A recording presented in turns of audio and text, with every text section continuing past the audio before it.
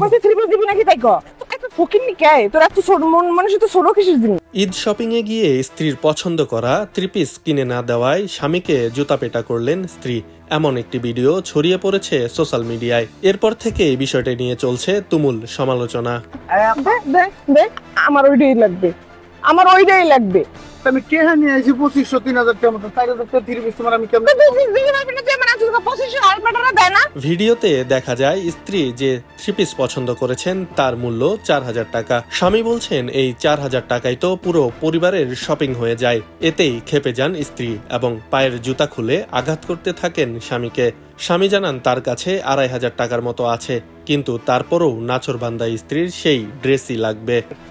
আমি এই three piece নিয়ে থাকতো জন্য স্যার। ভিডিওটির সত্যতা যাচাই করে দেখা যায় পুরো ঘটনাটি সাজানো। ভিডিওতে যাদের স্বামী স্ত্রী রূপে দেখা যায় তারা ভিডিও শেষে এসে এই ধরনের ভিডিও নির্মাণের ব্যাখ্যা দেন।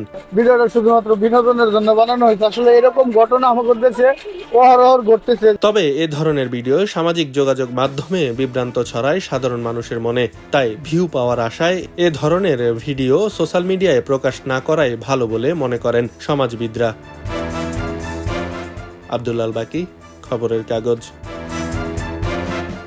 খবরের কাগজ, নিখাত, নির্ভীক, নিরপেক্ষ।